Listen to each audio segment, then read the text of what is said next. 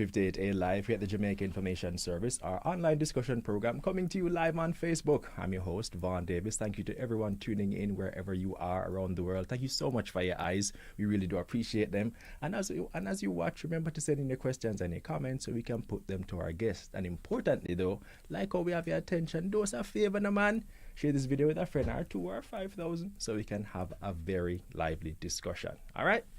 Now, people, you know, who are you without your suit? Meaning Stark's Iron Man suit.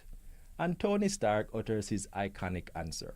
Genius, billionaire, playboy, philanthropist. Well, here in Jamaica, we have someone who could very well say the same thing, and it wouldn't be a stretch of the truth. Well, except probably for the playboy part, I guess. But we have on our show today a Jamaican billionaire, a place you don't generally get to without being some version of a genius, and someone who is definitely very much about philanthropy. Mr. Michael Leachin, welcome, sir. Thank you so much for being here with us on the program today. Vaughn, thank you very much. I'm happy and excited to be here, Vaughn. I am just as happy to have you. Now, I'm going to begin our interview with a question I think everybody deep down, every Jamaican really wants to ask you, no matter how much they probably dress it up or fix it up. It basically boils down to this very question. Mr. Leachin, how I become rich? Yes? Yes. So the question, how do you become rich? How I become rich? That's the question. Right. I'm sure it's, no matter how they dress it up, it's some version or variation of that question. You know, Vaughn, I too did ask myself exactly that. Because when I was much younger, I said to myself, what does fulfillment mean to me? Right? What does it mean to be a fulfilled person from my perspective? And I came to the conclusion that it meant that I had to do well and I had to do good, right? In other words, and what I did, I codified exactly that into my mantra. So it's clear to me every single day. And the mantra is prosperitas cum caritate, which is prosperity with care for others. You don't want to be an island of prosperity in a sea of poverty. Okay, so the question is, how did I do it? Exactly. Well, you know, I started off by saying to be successful at any endeavor, Vaughn, you want to be the best father, you want parent, you want to be the best student, you want to be the best whatever, athlete, dancehall, singer, doesn't matter. This formula will always work. Number one, identify a role model. Who before me has been eminently successful in the world in this area? Secondly, ask the role model, how you did it. In other words, study the role model, get the recipe. And today, you know what, with YouTube, with information so readily available, that's not that problem. And thirdly, don't change the recipe, do the same. So that was the framework that I used. So now I said, okay, let's talk about execution of the framework. I thought, who is the role model that I want to emulate? This is now back in the late 70s, 1978, 79. I was like 27. And I identified this gentleman back then. His name is Mr. Warren Buffett. He was a very wealthy person. And I thought, how did he do it? And I studied him. I went to his annual general meetings. I studied this man. So I identified the role model. I got the recipe and I did the same. So what's the recipe I got from studying him and other wealthy people? He was just one role model. If you want to become wealthy, you have to watch how wealthy people do it and try to distill some principles from that and do the same. So what the principles I distilled was the following. To become wealthy, you have to own a few high quality businesses. Right? That's the first thing. You have to own a few. Every wealthy person in the world, they own a few high quality businesses. And if you can't buy a business in its entirety, you buy shares, stocks in high quality businesses. Right? You're still owning. Or you own some real estate. but you have to own. In Jamaica, we have to become more culturally attuned to owning assets, not just spending money. So own a few high quality businesses or assets. Could be real estate, a piece of land, right? Secondly, own your home. So, right, own high quality. Secondly, you have to own a few high quality businesses. The businesses must be in strong long-term growth industries, or the asset, the piece of real estate, must be in an area where there is growth. You can see where growth is coming. Thirdly, you have to understand what it is you own. People, you shouldn't buy something you don't understand. Fourthly, you have to use other people's money. Okay. And lastly, you have to persevere with your assets, just and hold for the long term. So if you follow those 5 principles, there's no question as to what will happen. And you have to be tight in your belly, tighten your belt, right? And a part of all I earn is mine to keep. Most people, what they do, they get their salary and they spend it all. Right? You have to say, look, who is the most important person in the world? Why am I working? I'm the most important person in the world. I'm working to make sure that myself and my family, we will eventually have financial security. Therefore, I'm not just going to spend on groceries, rent, car, insurance, and then at the end of the week, I have nothing left. What I'm going to do is take 10% of my earnings every week, like a tithe, right? And invest it into, as I said, high quality assets, real estate or great businesses. If you can't buy the whole business, you buy stocks, shares in the business. We have a fantastic stock exchange in Jamaica. Absolutely. You can buy one share, right, for not much money, right? But just get in the habit of start saving 10% of your income, and then not only saving in the bank, but also owning the bank or investing in high quality shares. I guess you know all about that. You know all about owning the bank, right? Yes. It's the ownership mentality that we as Jamaican have to really make more of our culture. That ownership mentality, that whole idea of people like to say be the boss, but I think it goes well beyond that. It's more about the mindset, which curiously does go to a question I wanted to ask you, because when you get into the process of wealth creation and wealth building, it's like it does become a mindset, even a lifestyle. But I believe that if you're not careful, it can overtake you, in the sense that everything becomes transactional. It's like you start viewing life itself as a dollar and cents kind of game. You're like, you really literally look at life and say, if it don't make dollars, it don't make sense. So how do you balance out the idea of still living a fulfilling, without don't become, for lack of a better phrase, becoming that rapacious capitalist kind of mindset, but at the same time appreciating that business is business, that it must be done, but at the same time ensuring that you don't go beyond a certain point insofar as chasing the almighty dollar, if you understand what I mean. Well, firstly, these are two different issues. You saving 10% of your earnings, right, should be a discipline, right? That's different from chasing the almighty dollar, because that is a responsibility you have to yourself and your family, right? I understand what you're saying in terms of you own a business and all you think about is make money. Right. That is wrong. That is absolutely wrong. That's the reason why every business I'm associated with. Remember, I said I codified for my own purposes a mantra: prosperitas cum caritate, prosperity with care for others. Not just make money. You have to do well, yes, but you have to do good for the community that is helping you to do well. You can't do well on your own, right? So you have to uplift others as you go along life. And it's the uplifting of others that will give you fulfillment.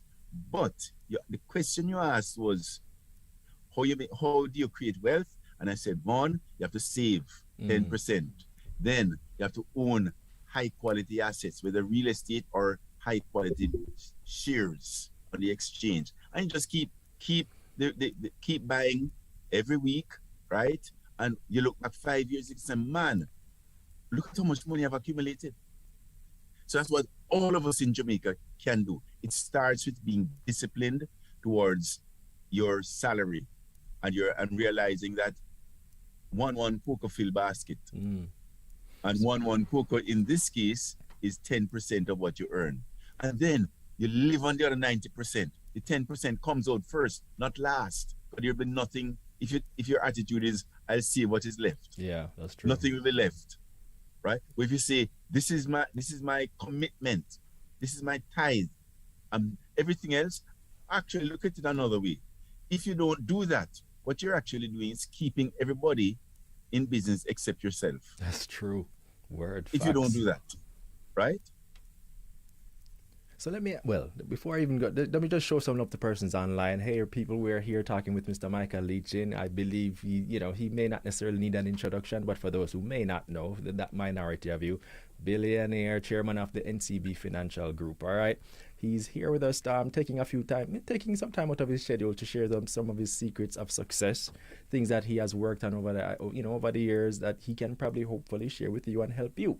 If you have a question, if you have something you'd like to ask, drop it in the comments. We'll be able to talk with him, have a little back and forth, a little rapport, so that we can, hopefully share some of the wealth of information that he has with you. I mean, how often, generally speaking, I don't think you can get the opportunity to just talk to a billionaire like this, So this is a great opportunity. Drop it in the comments. We'll ask and we'll, hopefully he'll share some answers and give you some insight. All right. Now, Mr. Leachin, I want to ask you, how do you feel about money now compared to how you felt about it perhaps when you were in your 20s and 30s and so on? How do you feel your mind has changed, or your whole view towards money, wealth, that kind of thing has changed as you have gone over the years now versus when you were in your earlier stages? So today, firstly, we have to make sure, I have to make sure that I steward my assets well. If not, it will evaporate, right? So the principles that made me successful, I have to continue focusing on those principles, the principles that made me successful, which I just defined to you, right? Then at my age, I'm 71, I now have to say, what am I doing to make sure that the next generation is well equipped? Because if I don't think that way, the next generation will only see wealth and they'll become worthless, right? So I have to make sure, my responsibility is to prepare the next generation to make sure they can do a better job than I have, right? And again, with the same principles, Vaughn, we don't want to be an island of success in a sea of poverty. Absolutely. So you have to use your wealth to uplift others. So in your wealth, as it is now, it's more about making sure that you pass on the lessons that you learn to acquire this wealth, not necessarily just about the wealth itself and enjoy, flashing it and having the money and spending and being that kind of thing. But I like to enjoy my wealth also. I would imagine. It's a balance. It's a balance, right? Because my tendency is that I focus and I just have a routine, which is work, exercise, go home. Work, exercise, go home. So I have to make sure that I balance out. Absolutely. Right? But okay. Let me ask you this now. What elements of entrepreneurship do you think should be taught in schools? And I don't just mean high schools. I mean even going down out to the primary.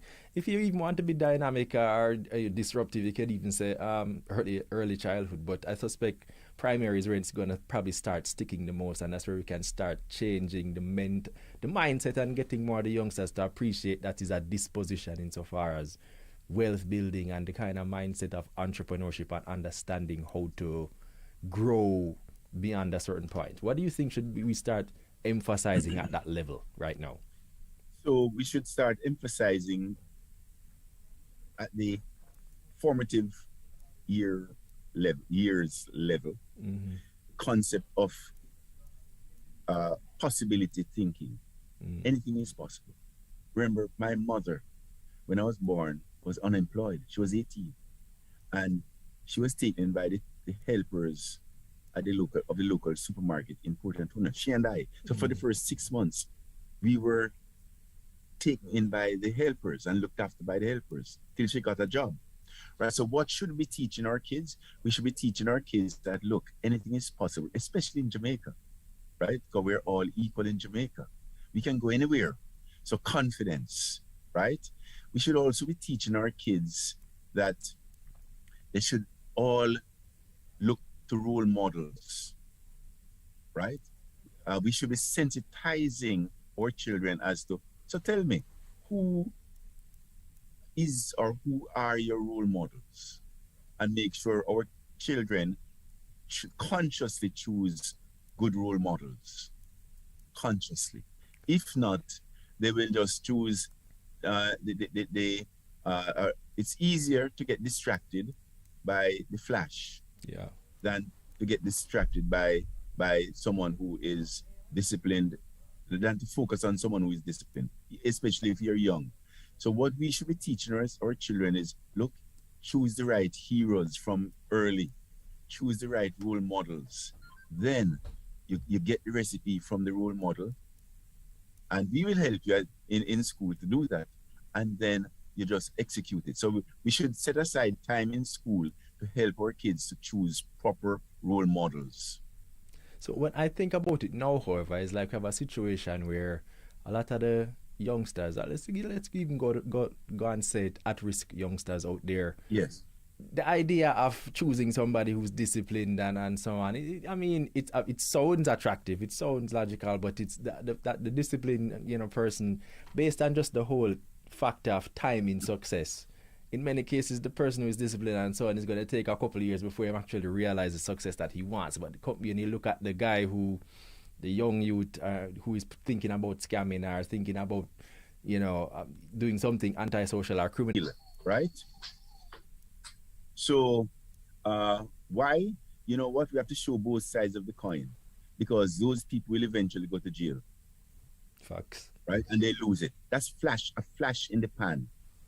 We have to show both sides of the coin. And that's the reason why from early in school, we need to have that type of conversation in school from early during the formative years. So our children, or future leaders, can see both sides, or else if they don't have if not, they'll just gravitate to what is the flash. Mm-hmm. So we have to inculcate at that level, and by having those conversations, that flash is a flash. It's not long-term sustainable. So literally. What do you want? You want the flash, or do you want to live a long-term good life? Which, if you want to live a long-term good life, it's going to take you a little longer, right? Yes. You have to be a lot more disciplined. Yes. You have to persevere. Yes. It may feel like you're not going anywhere, but if you're on the right path, you will eventually take off. It may take longer, and you may see your friends zooming by you, but you just have to stay in your lane. So these conversations have to be had from the early years, so we prepare our next generation as to what it takes to be successful at anything. You think Usain Bolt became the world champion by just saying, by taking the short road? I want to run fast, you know what I mean? I want to run fast and take the short road. The man had to train and fail, pick himself up after injuries and keep going. He had to persevere. But he knew he took a long-term approach. He knew that this is part of the journey to become successful. So it's our responsibility as a nation to inculcate the youngsters that you don't become a Usain Bolt by flash or short-term expectation. Mm-hmm. You have to put the work in. So let me ask you this though. I mean, because personally I've been appreciating the value of time in success. It's almost like success is an equation, and time, yes, people forget that time is a very significant component of the equation. It's not gonna, very few, maybe the 1% or even less than that, it happens overnight. People who win the lotto, I don't know, are coming to some, outrageously, valuable kind of investment or something like that. But I guess for you, when would you say in your case, or at what age were you when you think you achieved, I suppose, a level of wealth that, I suppose everybody has a number. They say everybody has that number in their head. Once you hit that number, you're like, okay, yes, I've made it. What age were you when you think you hit that number? Well,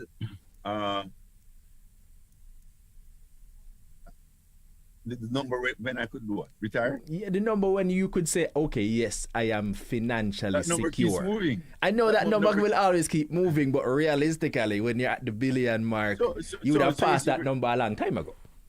Yes, but you see, okay, so let's see, 1987, I was 36.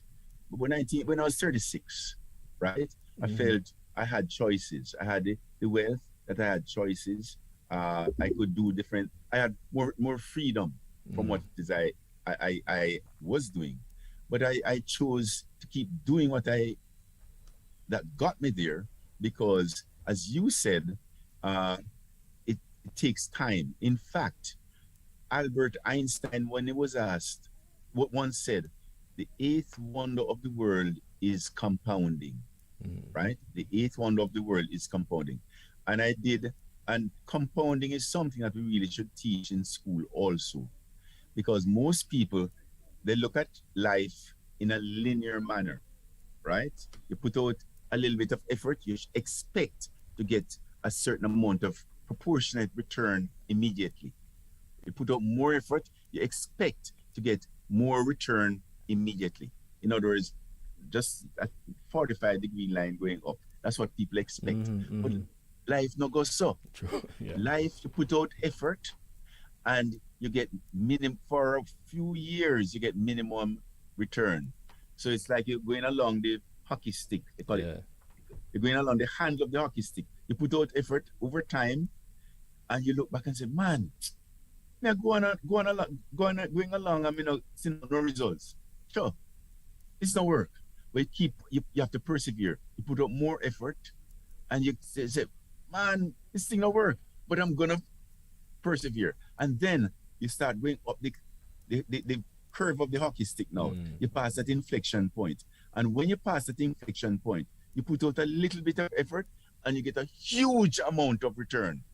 So the key is to get to that inflection point, which takes time. And that really is how the compound curve looks like.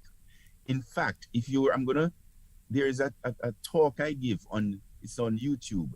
If you were to Google or YouTube, Michael Leachin, Y equals X to the nth power, you'll see, you'll have a more elaborate explanation of exactly that. All right, the value of time in the whole success equation. It's really, believe me, personally, I've been appreciating that more and more. It's literally just like what you said. You put in the work and you don't see no returns. You put in the work, you don't see no returns. And you're tempted immediately to just, you know what, it's not working, but I'm going to do something else with my time, but then you have to persevere, and which is why it comes down to purpose and truly loving what you do, because you believe it's what you're supposed to be doing. 100% Vaughn. If you don't persevere because you know it's what you're supposed to be doing, it's the right thing. Right, it's the right thing. And Vaughn, you hit the nail right on the head. Passion and purpose. Right. Passion. In other words, you know what, boy, I don't feel like I'm getting anywhere, but I wouldn't do anything else. Exactly. And it's that, and that is the passion and the purpose. I wouldn't do anything else. All right. Let me just show some love to some persons online. Jackson Maston saying connected, watching from Malawi. That's a first. I don't think we've had anyone from Malawi first. Thank you, Jackson, for tuning in. Really appreciate your eyes. If you have a question or a comment, don't hesitate to just drop it in the comments and we can go forward with that. Nora O'Connor saying good afternoon to you all, watching from Michigan, USA. Thanks, Nora. I really appreciate that. Andre Palmer has a question for you, Mr. Leachin. He's asked, could you explain the concept of holding companies and the benefits of starting one? The concept of holding companies. Well, think about it. If you own a great business, why would you want to sell it? Right? So if you don't sell it, you hold it. Right? So remember I went through with you the 5 laws earlier in the conversation, the 5 laws of wealth creation. Own high quality assets in strong long-term growth industries. two things you have to do. Make sure you buy a business that is in a strong long-term growth industry. And once those two conditions are present, why change? Why change? If the industry is still intact, why sell the business? The business is still high quality, why sell it? So that's the concept of holding. Now, in terms of entrepreneurialism is a tough endeavor, and we should go in knowing it is tough, right? It is not tough because there's no predictability. We just have to do, and we have to do two things really well as entrepreneurs. Number one, we have to be problem solvers, because that's what entrepreneurs do, right? And they create wealth out of problems that they identify. And secondly, problems that people say, boy, that one too big for me. Okay, great. Opportunity. The Chinese definition of crisis is like an equation. Crisis equals danger plus opportunity. You can't have great opportunities unless there's a crisis. So when there's a crisis, most of us say, oh my gosh, the world is falling apart. The entrepreneur said, wow, look at the opportunity. And the bigger the crisis, the bigger the opportunity. So you have to think that way, right? It's like you're thinking a reverse way of thinking, that is reverse to what is natural. But when things are bad, you feel like running instead of saying, "Whoa, let me go and figure out where the opportunities are." So being an entrepreneur, you have to think like that. So you have to be a problem solver, and you have to be able to connect the dots. Absolutely. Right? And then you have to persevere. In fact, what I've done, I've codified it in terms of what I call the 3 Ps. You cannot be an entrepreneur unless you understand the 3 Ps. The first is you have to predict. You have to take a view of the world as to where it's, or your community as to where it's going, or the sector as to where it's going. You have to predict. Then you have to plan for your prediction, the second P. And thirdly, you have to persevere with your plan. Persevere. That's the hardest. And come back to it again, Vaughn. That's the hardest one, though, Mr. I'm not going to tell you no lie. That the perseverance when it's not working and we're not seeing any return, you're not seeing any success, you're not seeing any indicators to say, boy, this thing actually going to yield something, probably some success for me. You know, that's the hardest one. To perseverance. Yeah, that one is a difficult one. But I do understand exactly what you're saying, and you're absolutely right where that is concerned. Quickly before, I guess I have my question, but you know, we're getting some from persons online, so let me ask you. Samantha Edwards saying, congratulations on your recent PSOJ Hall of Fame induction. What does the recognition of your peers mean to you? Well, it's always nice to be recognized by your peers, and especially in your own country. It is, you know, it's we as an entrepreneur, it's actually a lonely life, because you're working inordinately hard. You're taking on challenges. You have stresses. You have to keep the stresses to yourself, right? You have to keep the stresses to yourself. You can't, right? Just can't blabber your mouth and tell everybody all that you're feeling, because you have staff and you have to keep them motivated. You have to keep your family motivated. When you may be thinking, my gosh, this is tough, right? You have to be positive, right? You have to be a leader, right? So, but once it is, you persevere with it, because that's your purpose. That's what you like doing. And, you know, when you're going through the trials and tribulations every day, you think it's tough.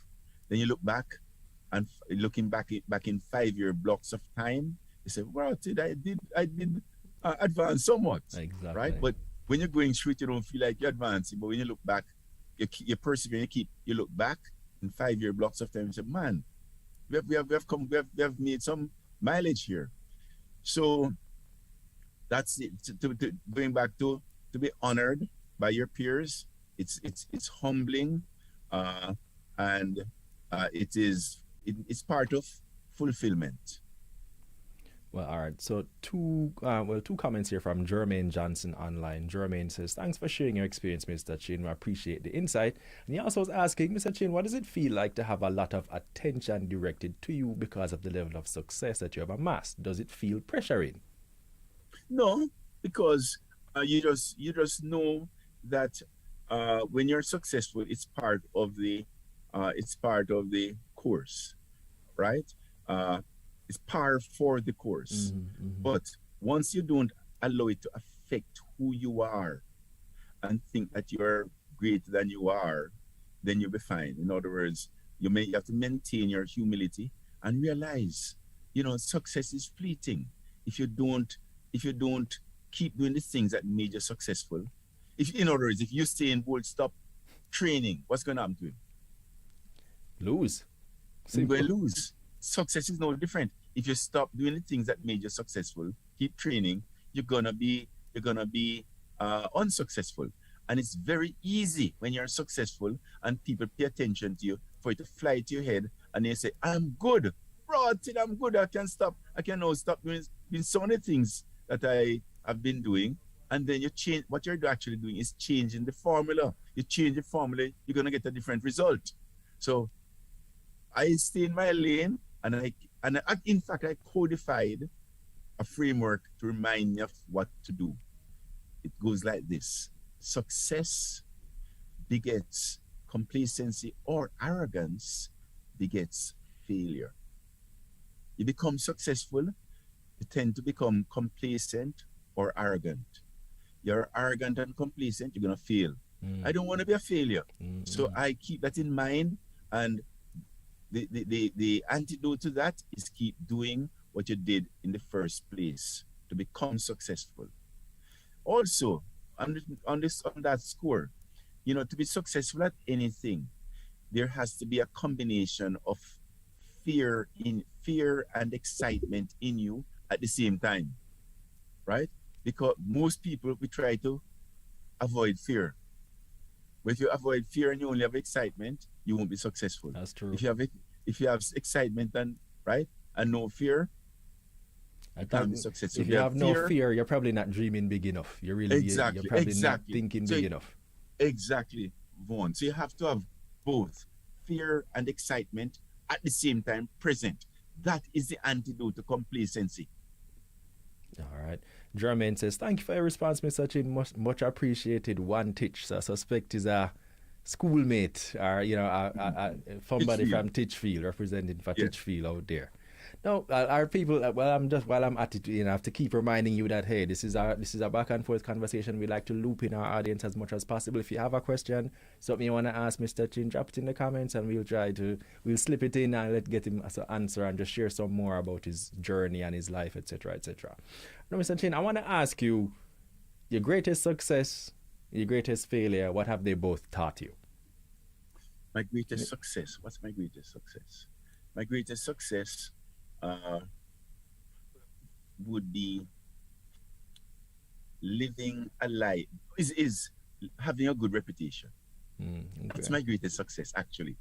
I want to know that when you Google me, nothing negative comes up, right? That I can control, right? People can say whatever they want to say, but those things that I can control, I want to make sure that I control. So my greatest success is the reputation that I have built as a person who has a heart, who cares about others, right? And who is successful financially and who lived the life of prosperitas cum caritate, prosperity with care.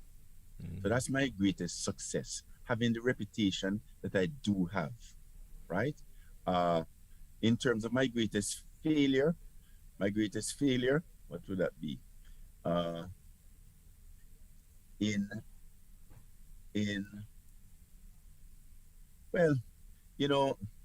I'm not perfect. And I get when I go overboard sometimes, and I have to be careful that I don't take out my frustrations in terms of being short with those who are closest to me. You understand? Okay, And I understand. that would be something I have to work on to make sure those who are closest to me, I'm not short with them when I'm frustrated by whatever is frustrating me at the moment, and I'm in a zone. No, I understand that. I understand that. Well, they say it's something that, like people like Michael Jordan, the persons who are really great, it's hard for them to expect less from other persons around them in the sense that because they're so doing what they do comes so naturally to them, it's almost alien to think that somebody else can't do it as good or in the way that you want. And so when they say, just do that, and then when you come back, or the person can't deliver in exactly the way you want, it's almost like, what do you mean? I don't understand. I did it, so what's the big deal? And Yeah, but so, you see, but that's something we have to be clear. You're right, Vaughn, because I did it, but it took me decades. Right? It took me decades. So I have to make sure that I show the patience, right, to realize that it took me decades. I did, so my expectations should be adjusted I, when when when I'm trying to help someone, right? So that's a good point you made. This is in addition to making sure that my I don't take out my frustrations on those who are closest to me. Mr. Alric Johnson jumping in the comments is asking, Mr. Leachin, can you build one or two factories in Jamaica? I don't know why he thinks maybe, I just like to toss these questions in just to see how you would react. Well, firstly, build factories to do what? Right? Uh, if you're building a factory to build, obviously you must have a business idea. And so Jamaica, which will take us into another conversation, what would prevent someone from building a factory in Jamaica, or what makes it more difficult to build factories in Jamaica is the cost of electricity, actually, the cost of energy, right? That makes it very difficult. So we have to figure out how to get the cost of electricity down so we can invest, so we can encourage more industries to come to Jamaica. I'm drifting from the question, but that's the first that comes to mind. It's great when you can break down. I asked that purposely because I wanted you to get into the notion that in many times people just assume that you can just or you should just without appreciating the factors that go into the kind of commitments and resources and so on that go into developing an idea, developing an overall product or a factory or whatever the case may be. So it's not as simple as, oh, Mr. Leachin should just build a factory. It's like, I like when you explain that there's so much more that goes into the process so that person can have a better appreciation of what it actually takes to do it. You know what I mean? Mm-hmm. So, all right, let me head on to, I was going to ask you one more, but let me take another one from online. Andre Palmer again, thanks. Andre is asking, what are the markers that you use to spot an opportunity in an industry, and how do you know if it's a long-term growth industry? Well, how do you predict a long-term growth industry? Remember, I said to be successful, you have to be conscious of the 3 P's: predict, plan, and persevere. Well, I'll give you 2 examples. The first is my own example. When I was 32 in 1983, I was in Canada, and I thought, what I'm a member of the baby boomer cohort, which would encompass people born between 1946 and 1964. And at the time, we were the largest percentage of the North American population. So I came to the conclusion that if I followed the behavior of the baby boomers over time, it would give me a predictive ability. In other words, what people do when their children do when they're 1, people do when they're 10, 15, 20, 30, 50, 60, 70, right? So if you have the largest percentage of the North American population going through that phase, right, you can say, well, the baby boomers today are 32. I know what people do at 42. I know what people do at 52. So that's coming. because this is the largest percentage of the population going to act in concert, right? 10 years from now, we know what they're going to do. But let me put that some meat on the bone here. So when I was 32, I thought, what do 32-year-old people do? Well, they're setting up homes. They're setting up, buying their house, buying car, washing machine, etc., etc. So they're consuming. So we have the largest percentage of the North American population at this point in time engaged in consumption. So we have a consumption boom going on here. But you don't make any money by doing what people are now doing. You make money by doing today what they're gonna do in the future. Right. Right? That's how you make money. So therefore, at 10 years from now, when the average baby boomer is 42, what will they be doing? Well, they're gonna say, my gosh, I've been consuming for the last 10 years. I'm now 42. I have 23 more years to retirement. I need to save, right? I don't have enough savings. So all of a sudden, you're gonna have the largest percentage of the North American population saying, saving, we got to save. So there's coming a saving and investing boom coming. So how do you today position yourself to take advantage of that which is coming, the saving and investing boom? So I bought into the mutual fund management companies, asset management businesses. Because if you save and invest, you're going to need someone to manage the money for you. So I bought up all the major Canadian mutual fund management companies in anticipation that a boom was coming, and that is how I made my first billion. Wow. Right? Now today I'm 71, using the same principle. Still a member of the baby boomer cohort, and today you ask, what do 71-year-old people think about? Well, I want to live long, and I want a good quality of life while I'm living. So therefore, there's a healthcare boom coming, right? But the older you become, the more prone you are to get cancer, right? So there is also, within the healthcare sector, there's a cancer boom coming too, unfortunately. So oncology, which is the treatment of cancer, is going to be a boom. So how can I invest now in oncology solutions in anticipation of that coming boom? And that is what I'm now focused on. That's a whole bar, that's a whole bar right there. You know, let those who have ears to hear, let them hear that one. So I give you another entrepreneurship. Yeah, go ahead, Mr. Chin. Yeah, I give you another one. Salichin. We know that there is another boom coming, which is, you know, the world is moving towards a more, if we don't stop our behavior, we're gonna kill ourselves with carbon, right? Right now there's COP27 happening, and we're just consuming, and it's a function of our consuming behavior. So what is for sure is that we need to get to a place whereby we stop putting, we get to the point whereby we get to carbon neutral in terms of the adding to the atmosphere. Okay, net zero, they call it net zero. And so that is for sure. So, and this carbonization of the world is a function of the fact that we have electrification, right? We're burning fossil fuels, right? We're burning fossil fuels at a higher and higher rate, so you have more carbon being put into the world, right?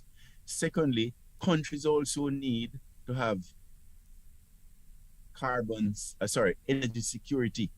So we need a different form of energy. So nuclear is the only form of energy that will substitute for fossil fuels. Nuclear boom coming. We know that because there's no other energy-rich class of source that can replace fossil fuels. Nuclear easily so. So we know more nuclear plants coming. So how can we, in advance, we know that coming, and nuclear plants don't have a carbon footprint. They don't emit carbon, right? So we know because we have to use less carbon emitting fuels. So nuclear is coming. We see it. So how can we now make sure that we realize that it's an imperative, it's going to happen, and how can we now capitalize on that which is coming? So that's another opportunity that we are now taking advantage of. I am taking advantage of. I'm just giving up the thought process. No, that's fine. I mean, it's amazing because it's something that we know, but I don't think we've. Well, perhaps in me, let me just speak for me. I can't speak for everybody else. I know that you have to be a little predictive in your approach if you really want to be a great investor. You can't look at what's happening. You have to look at what's gonna happen, and then make your chess moves based on that. And it's just fascinating to hear you break it down in that kind of very practical way. You know what I mean? People will probably say that the only challenge they might have is, capital or to invest or to make the kind of investment. But I suspect if you use the same approach that you just outlined in terms of understanding where you are and where you're going to be, there are certain things or certain investments you can make at your own individual, parochial, community level that can, because if you know, for example, that people in your community, they like, for argument's sake, fried chicken on a Friday or whatever, and you can set up a hatchery nearby where you can supply chicken to the persons in the community who like to jerk chicken, that kind of thing. You're already on your way to understanding the process of predictive investing, that kind of approach to thinking down the road, and that's fascinating. Okay, we have a good question online from, firstly, big up Elaine McDonald, who's watching from Providence, Rhode Island, I should say. Thank you so much. Azim Swag Team Johnson saying, good afternoon, Mr. Chin and host. Mr. Lee Chin, what would your advice be to someone starting a business from scratch in a very lucrative sector / industry such as transportation, for example, a taxi service? I suspect, Azim is really asking, what do you think? What do you think of perhaps his own business approach and what he's doing at the moment? Okay, so if I was starting a business in any area, there are three things that I would be asking myself. Number one, how is my business going to differentiate itself from all other such businesses in the sector? How is mine going to be different? That's the first thing. Because if mine is not different, it's not going to work. Right. So I have to figure out why my business is going to be different. So what are the things that are going to make it different? The differentiation. Secondly, what is the reputation that I want my business to have? And thirdly, is my business really going to address customers' needs? Is it really going to address customers' needs? What are those needs? I need to be able to articulate them to the last detail and make sure I design my business to address those needs. So three things. How is it going to be different? What's the reputation I want for it to have? And how is it going to accurately address customers' needs? All right, you hear that, Azim? Hopefully you can take that and extrapolate from what Mr. Leachin said, and you can use that, apply it to your business, and hopefully start seeing some growth. And I appreciate, based on everything we've talked about before, time is a key factor in the process. Remember, we said time. There are going to be times when you're putting in the work and you might not feel like you're seeing the returns that you ought to be. But if you're committed and you're certain and you're dedicated, appreciate that you're going to have to put that time in. And you're going to have to make those necessary sacrifices. Go ahead, Mr. I need to focus on those three things every day. Every day, whether your business is a startup or whether your business is more than a startup, we still at NCB have to ask the questions. How are we different? How are we really addressing our customers' needs? And thirdly, what's the reputation we're building? So those three questions are inevitables. They're continuous. It's not just for startups. It's for all businesses. All right.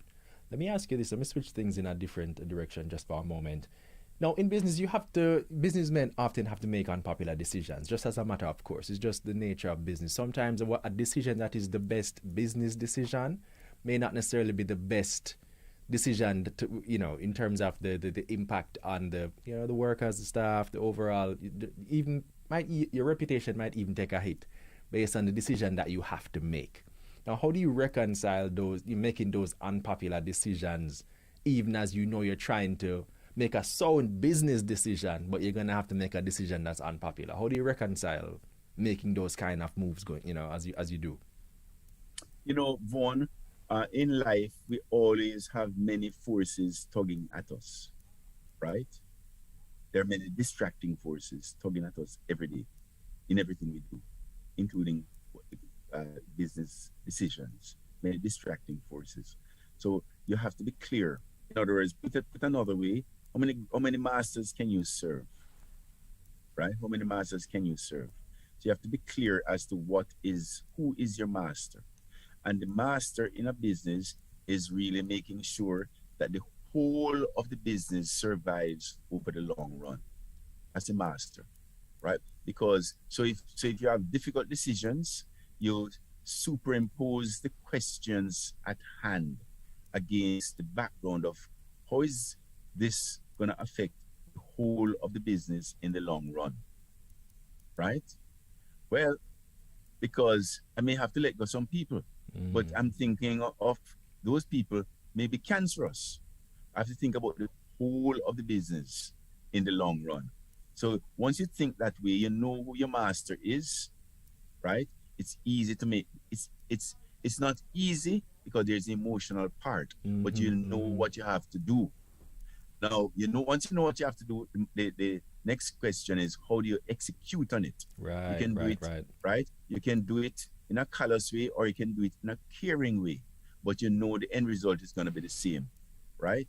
If you have to fire someone, I have to make sure that I do it in a caring way, that this person has a life after today, right? And better yet, a big life after today. But the person may not be a fit for this team.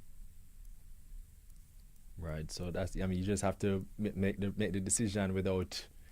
Well, you put it almost seemed like on one level you have to take the emotion out of it because you have to make an objective decision as to the health, the strength, the longevity of your business, but then you re-inject the emotion so that you make sure that you treat them with a little, the velvet glove. You give them a nice pat and say, this is what's gonna have to be. It's unfortunate, but this is just the way it is, and let the chips fall, I suppose. And do what you can to help the person make sure that their life isn't wrecked. Right? Absolutely. Remember, it's all about uplifting others. You did say it. Yeah. Prosperity that cares. You did say that it has to be. Yeah, you has to have that caring touch when you do things. All right, we're gonna kind of start bringing things down. If you have any last few questions, drop them in now. But we're kind of bringing things down because we don't want to hold Mr. Leachin away for too long. So the last question, one here from Leslie Pearson says, Mr. Leachin, I'm a nurse. I want to come back home. I suspect she lives overseas. I, too, have predicted in health by way of golden agers, private golden age homes with class and I suspect new world facilities or modern facilities. However, building the system I really want is expensive. Coming back home, what are your recommendations? So I guess you're trying to hear what do you think of it, just based exactly on what you were talking about in terms of looking after persons who are in that baby boomer generation who are heading into their golden ages and so on. And she has an idea. Sounds promising, sounds interesting. Yeah. How does she proceed? So that is certainly, that could be a good business because again, you have the generation of every Jamaican who emigrate would love to come back home, right? Fact. If the conditions were right. But if the conditions aren't right, whether it's country or whether it's facilities, etc., then they won't come back home.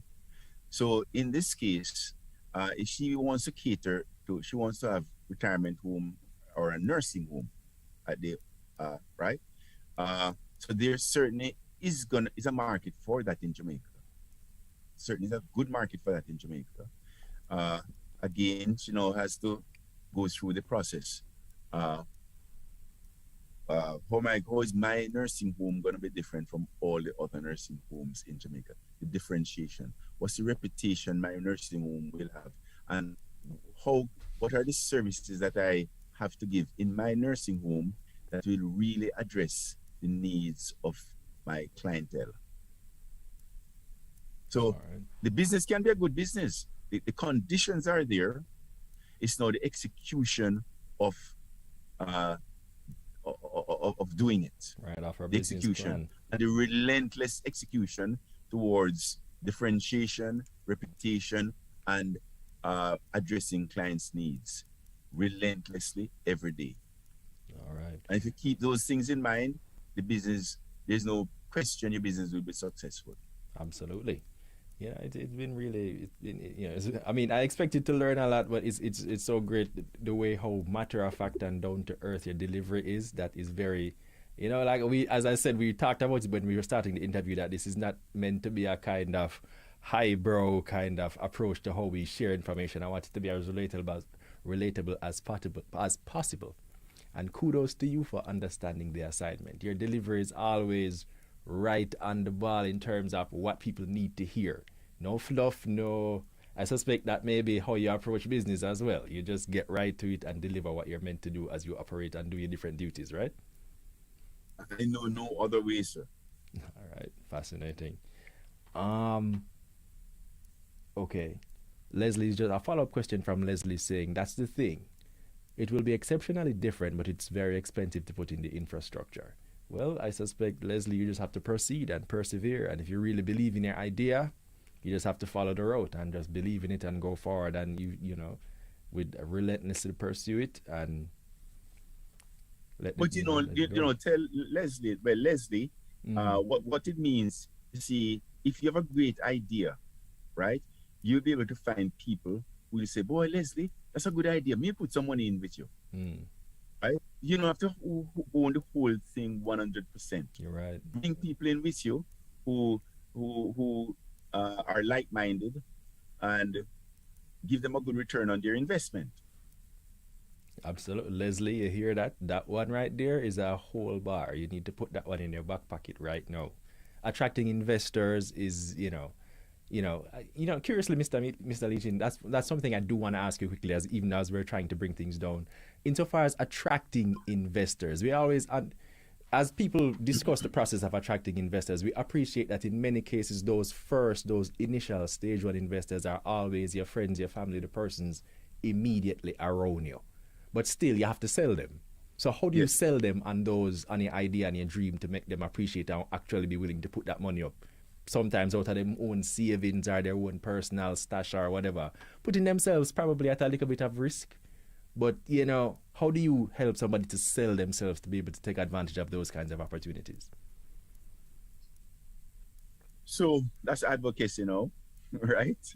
That's, and my personal belief is I only do things that I'm passionate about. And when you're passionate about something, people not only will hear your words, they feel it, they smell it, they taste it, they can see it, the five sense it, because of your passion. So that's the first thing. When you're advocating, you have to be passionate, and you can only be passionate if you really believe, right? So that's the first condition. You have to be passionate. Secondly, you have to have a rational plan. We go back to P. Exactly. You have to tell people what your prediction is, what your plan is to realize your prediction, and how you're going to persevere. Absolutely. So if you go back to these principles of the 3 Ps, and you're passionate and you advocate, that's how you get people to come on board with you. Absolutely. Leslie, take that one and put it in your back pocket. Well, not even just in your back pocket, in your front pocket, wherever you keep important things, put that one right there. Make the passion speak through you, speak for you, so that persons can really understand and they'll see the value in what you're trying to bring to the local market. They'll see the value, and if you present it well enough, you put the necessary level of work in, you provide the level of you show somebody something. You don't just come with an idea. You have an action plan and you have steps. You have credible and understandable, viable steps that persons can relate to. I think you'll be able to hear. Well, Mr. Leachin, Leslie she's shooting her shot at you. She's saying, "What about you, sir? Would you invest in me?" I don't know, Leslie. Leslie, I don't know, Leslie. Leslie, I will invest.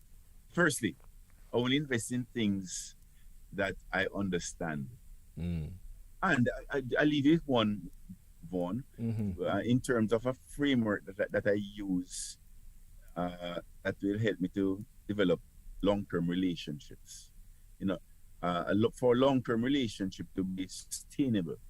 But in a relationship, whether you and your spouse, you and your kids, you and your employer, etc., the four uh, conditions must be present. There must be integrity. The second is there must be intelligence in how decisions are made. The third is there must be passion in the relationship. And fourthly, there must be alignment. So integrity, intelligence in how decisions are made, passion in the relationship, and alignment. Once you have those four conditions present, you have the basis for a strong, long-term, great relationship. Fantastic. Leslie says, no worries, sir. One day you will see it come alive. So, Leslie, we really do hope to see you transform, and we can big you up and say, well, no, you was that lady who sent in that question in the conversation with Mr. Leachin. Yeah, yeah, man, wonderful. This is the very last, final question I'm asking you, Mr. Leachin. All right, this is the last one. Camarel Gunter says, good afternoon, Mr. Chin and host. I'm currently 21 years old and I started my financial literacy with reading financial and psychological books. I'm currently pursuing my degree in economics. What is your advice in finding what exactly I'll be able to make a difference in and make it effective? You have to go back to what are you passionate about, right? What are you passionate about? Why are you passionate about it? Uh, then if how do I make a business of my passion? What am I predicting, right? Because I'm passionate about an area, I'm gonna delve myself into it so I understand it thoroughly. And because I understand it thoroughly, I have better predictive abilities than most people who don't understand it. Mm. So that's one way to be able to predict. You have to understand, right? Uh, then you have to connect dots.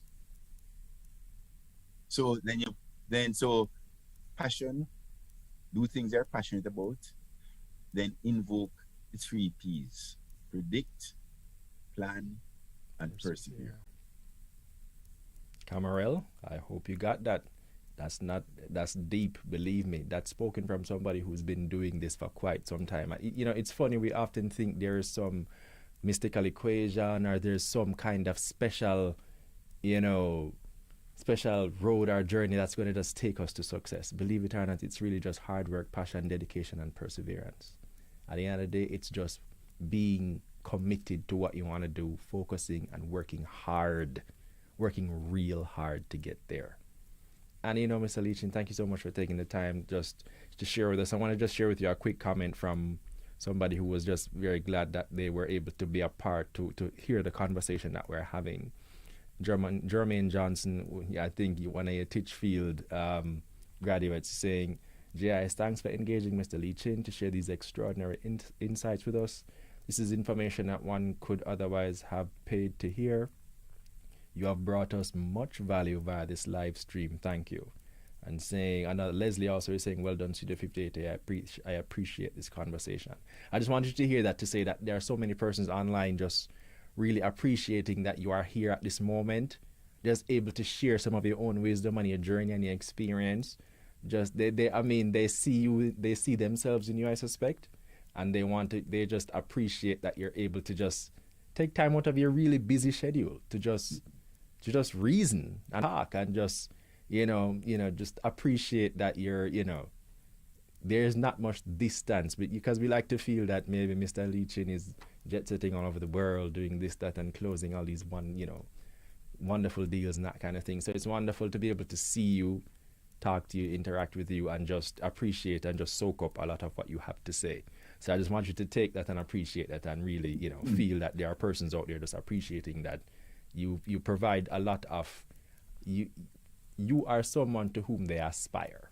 Wow, humbling, Vaughn. And Vaughn, I want to congratulate you on your mannerism, your intellect, your sharpness, your disposition, and how you conducted this interview, because I react to you.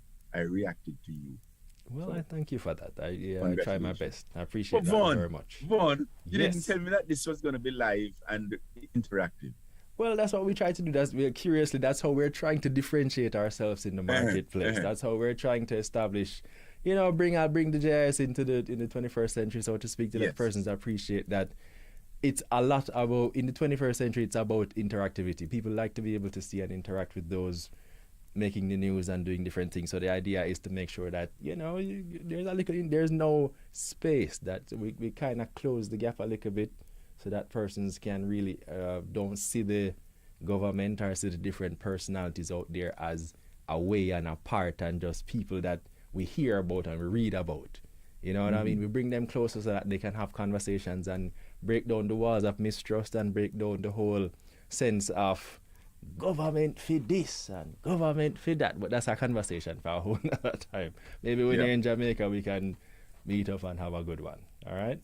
But once again, I thank you so much for really taking the time. It's been a pleasure, and it's time for us to wrap. Thank you to everyone who tuned into our discussion, especially those of you who sent in your questions and your comments. And if you have a question and we didn't answer it, drop it in. I don't know if we'll be able to get Mr. Leachin back to answer you, but we'll try our best to give you an answer that's useful and beneficial to you. Okay? Now remember, our audience plays a major part in our show. So if there's anyone in particular you'd like us to have in studio, let us know. We'll try to have that person in studio as soon as possible. Don't forget to follow us on Instagram, Twitter, and Facebook at Jamaica Information Service to see who will be in studio next. Mr. Leachin, are you on any of these socials?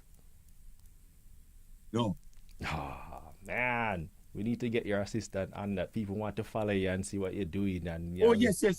Yes, of course. No, okay. I think I'm on. Yes, I don't even know which one. Hold on there. Hold on. Can you just hold on? Sure.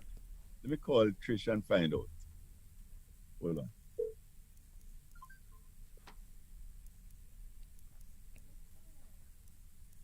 Hey, Michael. Hi, Trish. Which social media are we on again? I'm live and I'm going to tell the audience.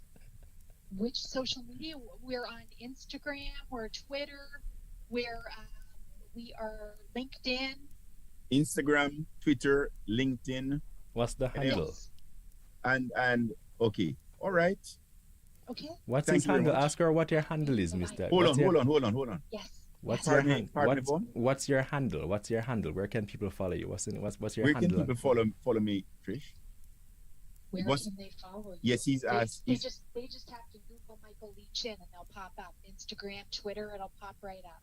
Google Michael Leachin, Instagram, Twitter, and it'll pop up. Well, there you go. All right, people, there you have it. From the mouth of Mr. Leachin and his assistant. You will have Google Michael Leachin. You'll see all that he's going on with on his different social platforms. And he's always in the news, so you'll see all the different things as well. All right? We do this every week live on Facebook. I have been your host, Vaughn Davis, and this has been Studio 58A Live. Thank you all so much for joining us, and please have a wonderful rest of the day. You too, take care, Mr. Leachin. Have a good one. Bye, Vaughn. Bye-bye. Take care. Best to you, Vaughn. You too. Appreciate that. All the best to you and your family. Thank you.